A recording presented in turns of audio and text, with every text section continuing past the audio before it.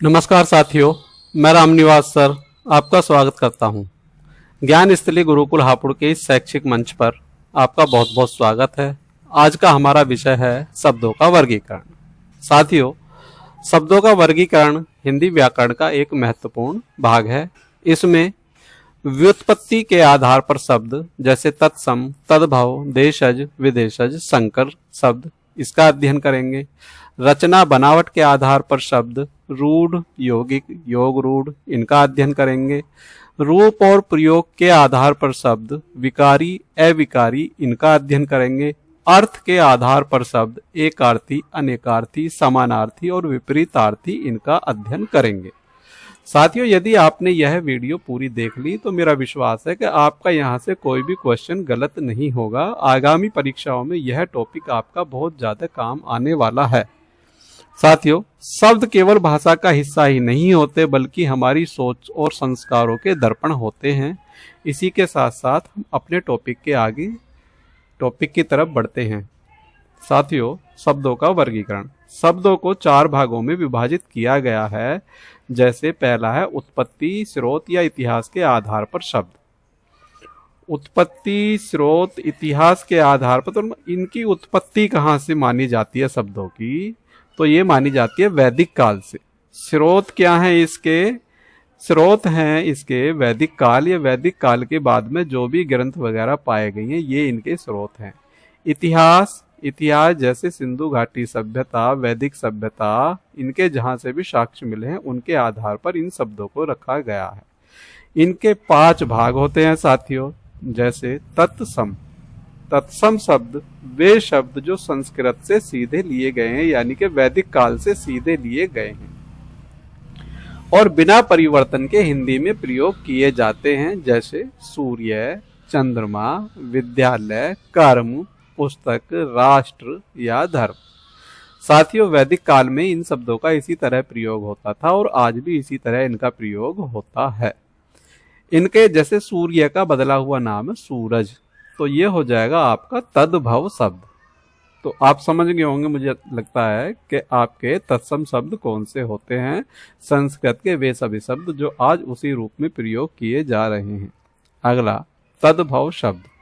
तद्भव शब्द वे शब्द जो संस्कृत से उत्पन्न होकर प्राकृत, प्राकृत से अभ्रंश, अभ्रंश के मार्ग से बदलते हिंदी में आ गए हैं। इनका सफर जारी रहा है। जैसे संस्कृत से पाली, पाली से प्राकृत, प्राकृत से अभ्रंश, अभ्रंश से अवहट, अवहट से हिंदी। तो अब जो बोले जाते हैं ये है आपके तद्भव शब्द। जैसे सूर्य को सूरज कहते हैं, पुष्प को फूल कहते हैं, नाग को सांप कहते हैं, अष्ट को 8 कहते हैं। देशज शब्द ऐसे शब्द जो अपने देश में पैदा हुए हैं या अपनी देश की संस्कृति से आए हैं। वे शब्द जो संस्कृत से न आए हों बल्कि भारत की देसी बोलियों से आए हों। संस्कृत विदेशी भाषा है, संस्कृत भाषा भारत की भाषा नहीं है। संस्कृत आर्यों की भाषा है, आर्य विदेशी मध्य यूरोप, एशिया से आए हुए माने जाते हैं। तो इसलिए देशज भाषा में जैसे अवधी, ब्रज, भोजपुरी, बुंदेली आदि भाषाएं हैं। उदाहरण टोकरी, चिड़िया, कचरा, पगड़ी, लाठी, झोपड़ी आदि इस तरह के शब्द देशज शब्द माने जाते हैं। इनकी खास पहचान यह होती है साथियों, जिन शब्दों में ट, ठ या ड होते हैं, है ना, ट, ठ, ड या ढ होते हैं, वे आपके देशज शब्द होते हैं। विदेशज शब्द या अल्पराविष्ट या अपभ्रष्ट शब्द, इनका दूसरा नाम ये भी है, इसको आप नोट डाउन कर लेना। एग्जामिनर दूसरी भाषा में लिख के भी आपको क्वेश्चन दे सकता है। परिभाषा वे शब्द जो अन्य भाषाओं अरबी, फारसी, तुर्की, अंग्रेजी, पुर्तगाली आदि से हिंदी में आए हैं या विदेशी लोगों के संपर्क में आकर भारतीय लोगों ने जो विदेशी भाषा शब्द सीखे हैं वे आपके विदेशज शब्द कहलाते हैं। उदाहरण अरबी फारसी के जैसे किताब, दरवाजा, कुर्सी, बाजार, सरकारी। अंग्रेजी के जैसे pen, table, doctor, school, train. पुर्तगाली के शब्द जैसे आलू, अंजीर, पादरी आदि। संकर शब्द, साथियों संकर शब्द वे शब्द होते हैं जो दो भाषाओं के मिलने से बनते हैं। जो जैसे जब दो अलग अलग भाषाओं के शब्दों को मिलाकर एक नया शब्द बनाया जाता है उसे संकर शब्द कहा जाता है। जैसे रोजगार, रोज फारसी का शब्द है, रोज का मतलब दिन है, और संस्कृत का शब्द है गार, गार का मतलब है काम। ठीक है, यह माइनर मिस्टेक थोड़ी लिखने में होगी है, यह है आपका गार।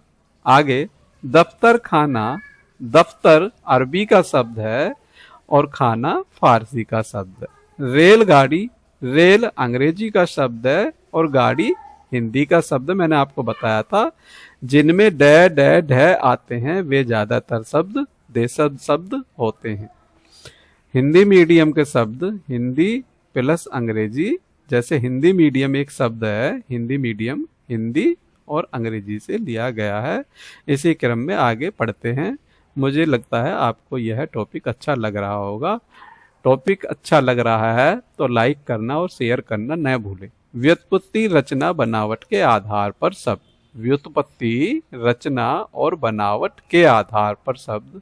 हिंदी में शब्दों को उनकी संरचना, फॉर्मेशन और व्युत्पत्ति, डिवर्शन के आधार पर चार प्रमुख भागों में बांटा गया है।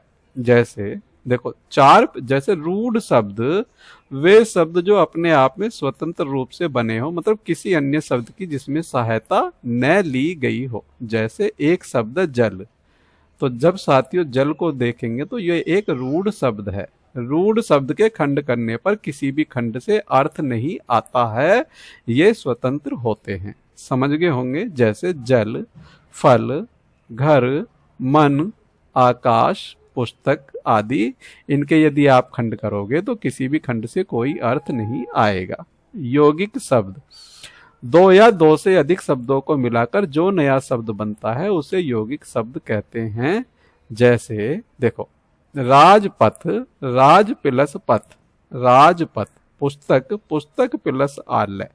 इस तरह के शब्द आपके यौगिक शब्द होते हैं। इसके बाद आते हैं योग रूढ़ शब्द।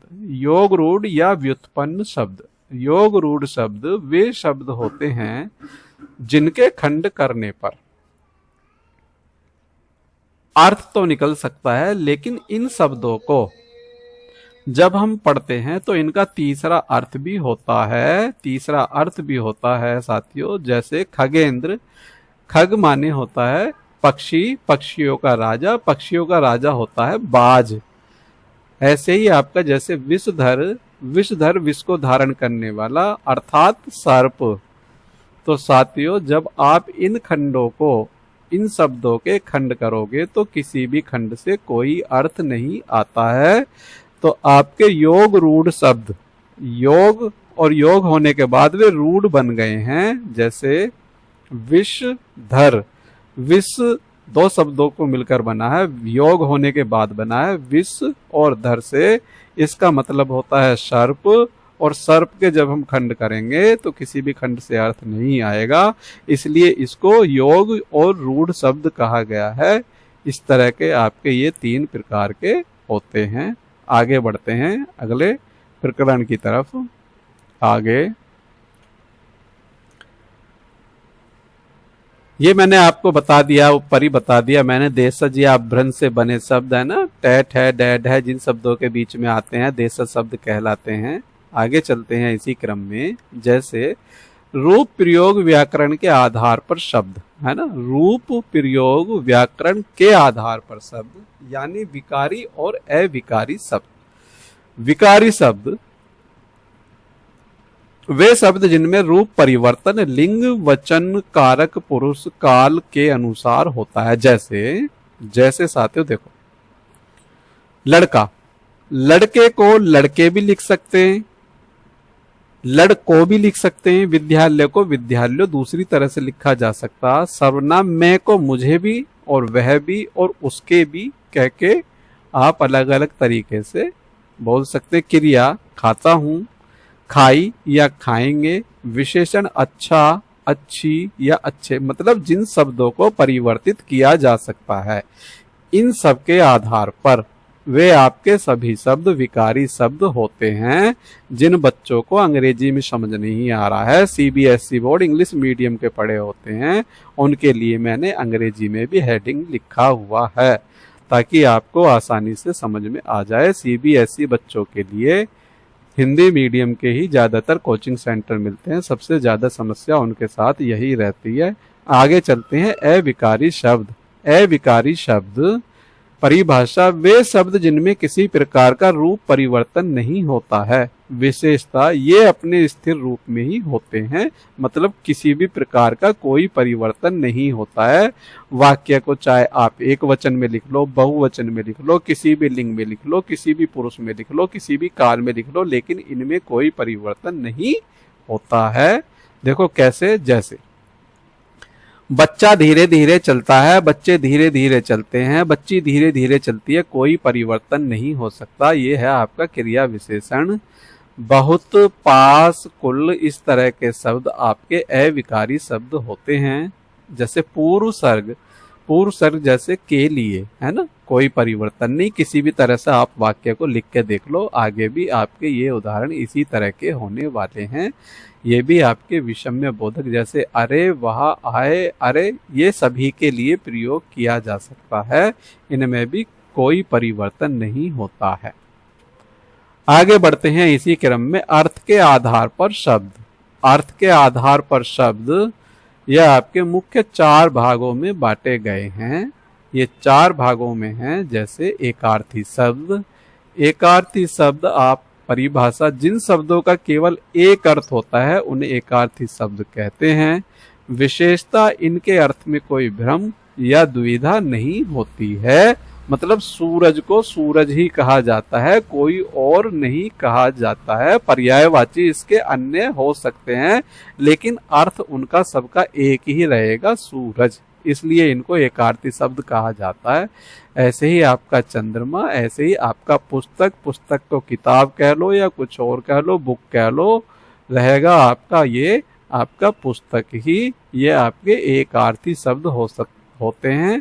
इनके पर्यायवाची बहुत सारे नाम हो जाएंगे। अनेकार्थी शब्द।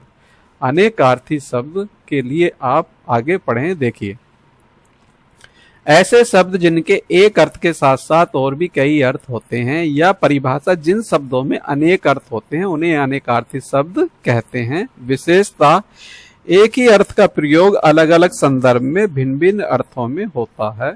साथियों, इसको समझने के बाद हम बहुविकल्पीय क्वेश्चनों की एक सीरीज करेंगे। उसमें हम अपना मूल्यांकन करेंगे, हमने कितना समझा और सीखा। यदि आपको कोई भी टॉपिक अच्छा लगता है, कुछ भी चीज अच्छी लगती है, उसको आप तुरंत नोट करते चले जाएं। हमारा उद्देश्य है आपकी कमियों को दूर करना। आगे बढ़ते हैं इसी क्रम में।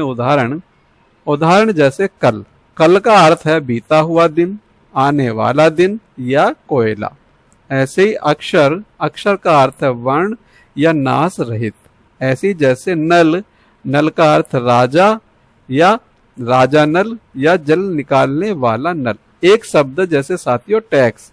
टैक्स का मतलब हाथ भी होता, कर भी होता। एक शब्द साथियों जैसे कनक। कनक का मतलब धतूरा भी होता और सोना भी होता। इसी तरह से और बहुत सारे शब्द होते हैं। इसी क्रम में आगे बढ़ते हैं समानार्थी शब्द की तरफ। समानार्थी शब्द या पर्यायवाची शब्द, है ना, सिनोनिम्स।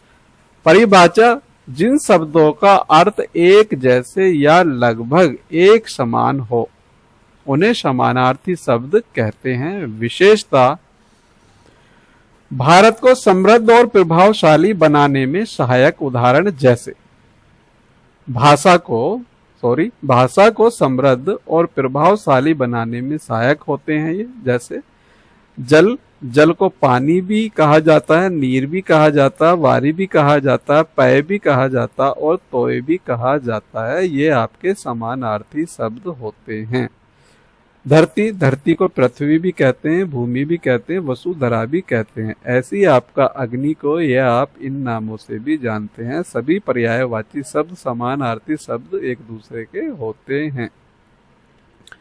विपरीतार्थी शब्द। विपरीतार्थी शब्द के लिए साथियों, जब एक दूसरे के विपरीत शब्द होते हैं उन्हें विपरीतार्थी शब्द कहते हैं। विशेषता भाषा में भिन्नता और संतुलन उत्पन्न करते हैं, जैसे दिन रात। अगर हम इसको दिन दोपहर कहें तो वो हमारा विपरीतार्थी शब्द नहीं होगा, दिन रात। चाचा चाची, भाई बहन, सुख दुख, अच्छा बुरा, जीवन मृत्यु, इस तरह के शब्द आपके विपरीतार्थी शब्द होते हैं। इसमें हमें यह देखना होता है कि एक दूसरे के दोनों विपरीत होने चाहिए। अगले हेडिंग की तरफ चलते हैं। उत्पत्ति, स्रोत, इतिहास के आधार पर शब्द भेद, तत्सम, तद्भव, देशज, विशेषज के आधार पर प्रश्न उत्तरों की सीरीज हमारी आ गई है। तो हम अपने प्रश्न की तरफ चलते हैं। प्रश्न नंबर 1। प्रश्न नंबर 1 का आंसर आप सोचिए, मैं उसका आंसर बताने जा रहा हूं। सूर्य शब्द किस प्रकार का शब्द है? साथियों तुरंत आपका आंसर आने वाला है। यह आपका तत्सम है, यह आपने पढ़ा है। आगे चलते हैं अगले प्रश्न की तरफ। प्रश्न नंबर 2। प्रश्न नंबर 2 ये आपका तद्भव है। तत्सम पूछता तो इसका पुष्प हो जाता। अगला प्रश्न, प्रश्न नंबर 3 बहुत आसान, बहुत अच्छा। ये आपका देशज शब्द होता है। जिन शब्दों में ट, ठ, ड, ढ होते हैं मुख्य रूप से वे आपके देशज शब्द होते हैं। नोट कर लेना, ये आपके काम आ सकता है। किताब शब्द किस भाषा से आया है? अगला प्रश्न, पुस्तक। अगला प्रश्न, किताब किस भाषा से आया है? ऑप्शन आपका ए है। अगला प्रश्न, पुस्तक और किताब में कौन सा शब्द विदेशज है?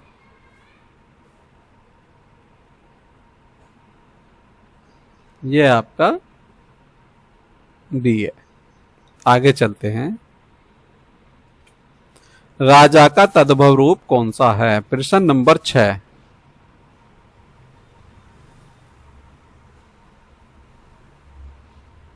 ऑप्शन आपका ए। आगे चलते हैं अगले क्रम में।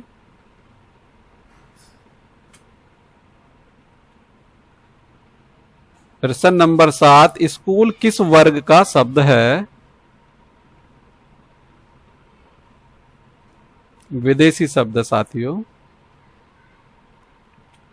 अगला प्रश्न नंबर 8। सांप का संस्कृत तत्सम रूप क्या है? सांप का तत्सम संस्कृत रूप नाग है। आगे चलते हैं इसी क्रम में। दरवाजा किस प्रकार का शब्द है? दरवाजा किस प्रकार का शब्द है?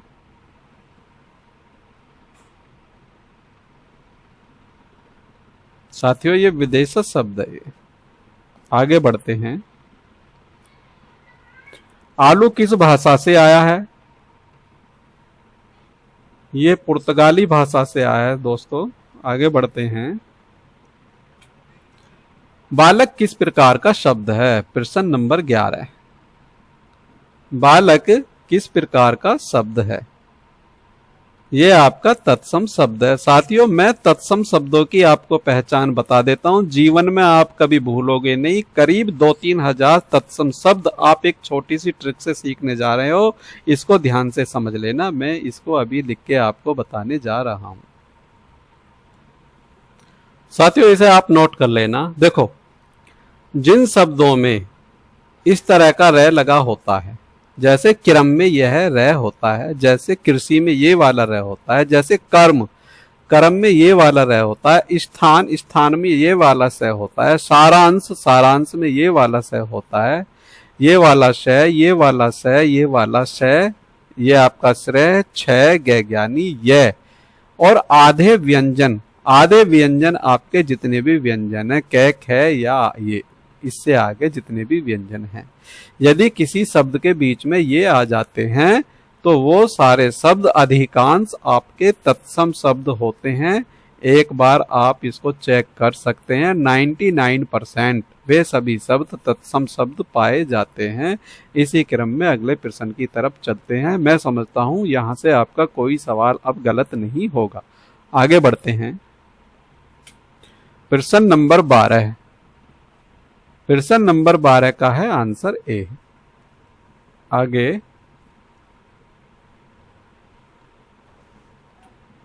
प्रश्न नंबर 13, साथियों ये देशज है।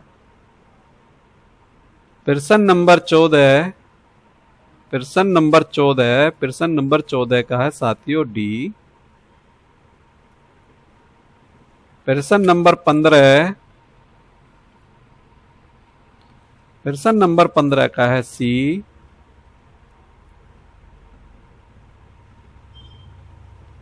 अब आगे दूसरा टॉपिक था हमारा व्युत्पत्ति, रचना, बनावट के आधार पर शब्द। इससे संबंधित मैंने प्रश्न बनाए हैं। इन प्रश्नों का अब अध्ययन करते हैं ताकि हमारा कम से कम समय में हमारा पूरा टॉपिक क्लियर हो जाए। आगे बढ़ते हैं प्रश्न नंबर 1 की तरफ। इस टॉपिक से संबंधित घर शब्द किस प्रकार का शब्द है? तो घर शब्द आपका इनमें से ये रूढ़ शब्द है। रूढ़ यदि इसके खंड करेंगे तो किसी भी खंड से कोई आपका अर्थ नहीं आता है, इसलिए आपका ऑप्शन सी बनता है। आगे चलते हैं प्रश्न नंबर 2 की तरफ। ये आपका यौगिक शब्द है, दो शब्दों के मिलने से बना है, राज और पथ से। आगे चलते हैं इसी क्रम में। शिक्षक शब्द किस भाषा, शिक्षक शब्द किस प्रकार से बना है? आंसर बताइए, सोचिए जल्दी फटाफट। शिक्षक, शिक्षा प्लस अक, शिक्षक, शिक्षा में अक जुड़ा है तो यह प्रत्यय से बना है, क्योंकि यौगिक नहीं हो सकता, अक का कोई अर्थ नहीं होता और देशज भी ये नहीं है, ये आपका प्रत्यय है। ये आपका संस्कृत भाषा का शब्द शिक्षक यानी कि आपका तत्सम शब्द है। अगला प्रश्न नंबर 4, प्रश्न नंबर 4 का आंसर है आपका बी। ये आपका अन्याय, अन्न प्लस आय बराबर अन्याय, ए प्लस न्याय, सॉरी ए प्लस न्याय, ये आपका उपसर्ग से बना है। प्रश्न नंबर 5, प्रश्न नंबर 5 का साथियों सी है। पुस्तक प्लस आलय, दो शब्दों के मेल से पुस्तकालय शब्द बना है। आगे बढ़ते हैं। जलपान, जलपान शब्द का ऑप्शन ए है। आगे बढ़ते हैं अगले प्रश्न की तरफ। प्रश्न नंबर 7, फटाफट प्रश्नों को पढ़ते रहिए, फटाफट उसके आंसर मिलते रहेंगे, ज्यादा देर नहीं लगनी चाहिए। हमें प्रश्न को जल्दी हल करने की आदत डालनी चाहिए। जल्दी हल तब करते हैं जब हमारे कॉन्सेप्ट क्लियर होते हैं। प्रश्न नंबर 7, प्रश्न नंबर 7 का ऑप्शन ए। प्रश्न नंबर 8, प्रश्न नंबर 8 का है ऑप्शन सी। मैंने आपको पहले ही बताया जहां टे ठे डे ढे होते हैं वहां ज्यादातर देशज शब्द होते हैं। आगे बढ़ते हैं इसी क्रम में। प्रत्याशा शब्द किससे बना है? प्रत्याशा शब्द किससे बना है? प्रीति प्लस आशा, उपसर्ग में आपके प्रीति पहले आ गया, यह आपका प्रत्याशा शब्द होगा। आगे बढ़ते हैं। देखो साथियों, यौगिक आप इसलिए कह सकते हैं प्रीति प्लस आशा दो शब्दों के मेल से बना है, लेकिन यहाँ प्रीति शब्द अव्यय शब्द है जो उपसर्ग में किसी मूल शब्द से पहले जोड़ा जाता है, इसलिए सबसे सटीक ऑप्शन आपका बी बनता है। आगे बढ़ते हैं। गायक किस प्रकार का शब्द है? प्रश्न नंबर 10, वही कंडीशन यहां भी हो रही है। गायक,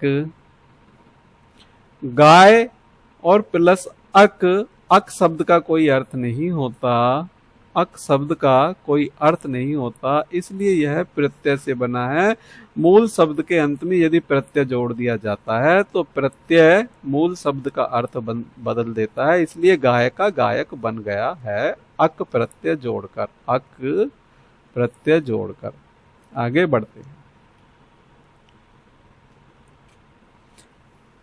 जल किस प्रकार का शब्द है? देखो मैंने आपको पहले ही बताया था, ये आपका रूढ़ शब्द है। जिन शब्दों के दो खंड किए जाएं, किसी भी खंड से कोई अर्थ ना आए, वह आपका रूढ़ शब्द होता है। अगला क्वेश्चन आपके सामने। सुलेख में, सुलेख किससे बना है? सुलेख किससे बना है? उपसर्ग प्लस प्रत्यय, उस ये दोनों को मिलके बना है। देखो ये दोनों को मिलके बना है।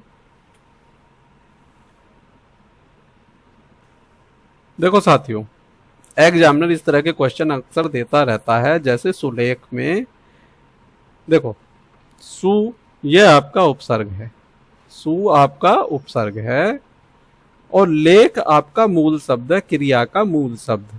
अगर लेख में ना जोड़ दें तो आपका क्रिया शब्द बन जाता है। अब इसमें जोड़ा है अक, तो सुलेख ये हो गया आपका सुलेख।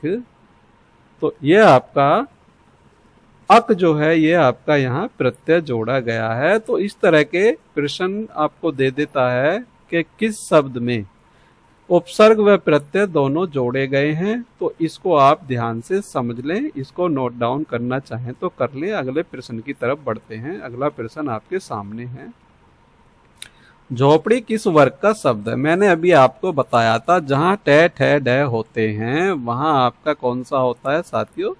देशज शब्द होता है। ऑप्शन आपका सी एकदम करेक्ट आंसर है। इसका ऑप्शन सी आपका करेक्ट आंसर है। अगला प्रश्न, प्रश्न नंबर 14। प्रश्न नंबर 14 सूर्योदय शब्द है। प्रश्न नंबर 14 आंसर आपका सूर्य प्लस उदय, ये दो शब्दों को मिलके बना है। सूर्य प्लस उदय। आगे, अज्ञान शब्द किस प्रकार से बना है? ये उपसर्ग से बना है। ए प्लस ज्ञान, ए हिंदी का उपसर्ग है। मैंने उपसर्ग की वीडियो बना के डाल दी है, आप उपसर्ग वहां से सीख सकते हैं।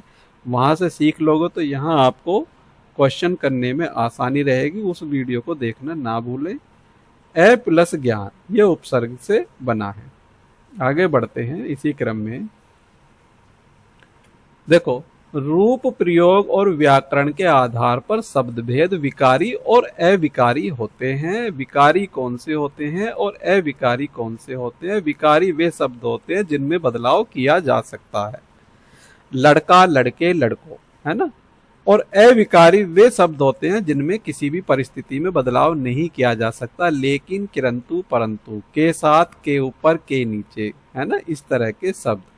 प्राचीन, इस तरह के शब्द आपके अविकारी शब्द होते हैं। प्रश्न की तरफ बढ़ते हैं। प्रश्न नंबर 1 आपके सामने है। इसका आंसर सोच के बताइए क्या हो सकता है। यह आपका विकारी में आता है। अगला प्रश्न आपके सामने, प्रश्न नंबर 2। प्रश्न नंबर 2 का आंसर आपका बी। साथियों जल्दी जल्दी करते हैं, वीडियो लंबा ना हो और इसको समझ के भी चलते हैं। जो चीज अच्छी लगे उसको तुरंत नोट कर लें। प्रश्न नंबर 3 का आंसर आपका, प्रश्न नंबर 3 का आंसर आपका बी फॉर बॉय।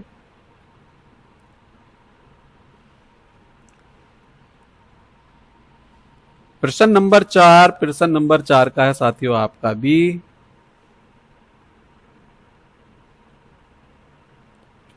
प्रश्न नंबर 5, प्रश्न नंबर 5 का भी आपका आंसर बी। प्रश्न नंबर 6, प्रश्न नंबर 6 खाता है किस वर्ग का उच्चारण है या उदाहरण है? ठीक है, प्रश्न नंबर 6, प्रश्न नंबर 6 है आपका खाता है, खाते हैं, विकारी शब्द क्रिया। आगे अगला प्रश्न, प्रश्न नंबर 7, प्रश्न नंबर 7 का ऑप्शन ए। आगे प्रश्न नंबर 8, प्रश्न नंबर 8 अच्छी शब्द में परिवर्तन किस कारण हुआ है? अच्छा, अच्छे, अच्छी, यह आपका लिंग के कारण हुआ है। प्रश्न नंबर 9, प्रश्न नंबर 9 क्या कहता है? प्रश्न नंबर 9 आज किस प्रकार का शब्द है? तो साथियों आज आपका अविकारी शब्द है। इसमें आज को किसी भी तरह से आप लिख लो, एक वचन बहुवचन किसी भी तरह से, यह आपका ऐसा ही रहेगा। आगे चलते हैं। प्रश्न नंबर 10, प्रश्न नंबर 10, प्रश्न नंबर 10 का आंसर है साथियों आपका, सोचो क्या हो सकता है?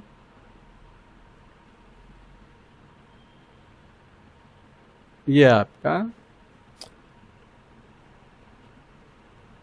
उस प्लस के का मतलब है संबंध, संबंध के अनुसार आपका जो कारक चिन्ह है का की के रारी रे नानी ने, उसके अनुसार यहाँ पूछा गया है। अगले प्रश्न की तरफ चलते हैं।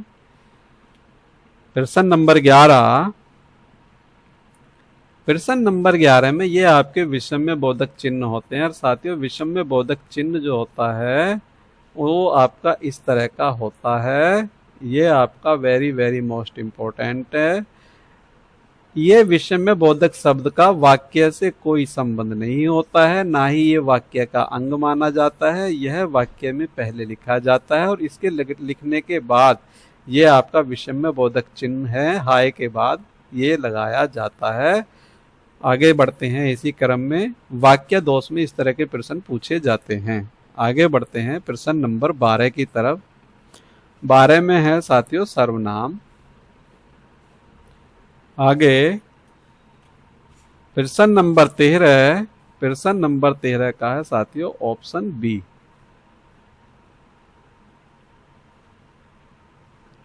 पास, करीब, नजदीक।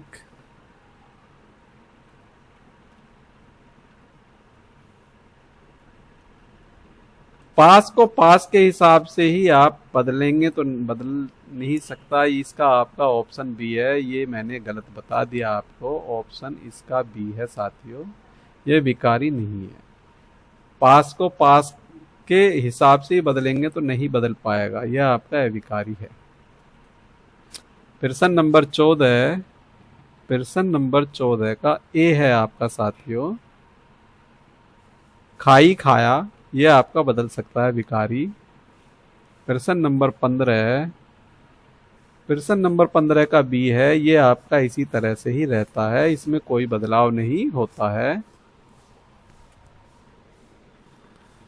अगले टॉपिक की तरफ आते हैं साथियों। चौथा नंबर का टॉपिक लास्ट है। अर्थ के आधार पर शब्द एकार्थी, अनेकार्थी, समानार्थी या विपरीतार्थी, ये 4 प्रकार के होते हैं, है ना। इसको भी एक नजर मारते हैं। अर्थ के आधार पर शब्द। प्रश्न नंबर 1। एकार्थी शब्द। सूर्य के पर्यायवाची बहुत सारे हो सकते हैं लेकिन सबका अर्थ एक ही होता है, तो सूर्य आपका एकार्थी शब्द है। आगे बढ़ते हैं इसी क्रम में। प्रश्न नंबर 2 की तरफ बढ़ते हैं। प्रश्न नंबर 2, जल्दी सोचिए। प्रश्न नंबर 2, यह आपका अनेकार्थी शब्द है, अभी मैंने पीछे आपको बताया भी था। प्रश्न नंबर 3,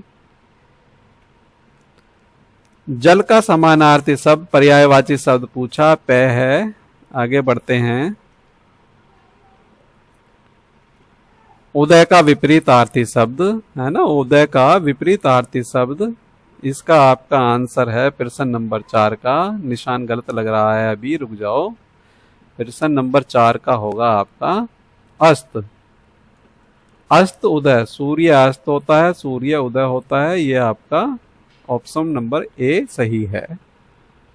अगला प्रश्न, प्रश्न नंबर 5, गति शब्द का अर्थ चाल, मृत्यु, स्थिति आदि होता है, यह किसका उदाहरण है। प्रश्न नंबर 5 का सोचिए, यह आपका अनेकार्थी शब्द हो गया।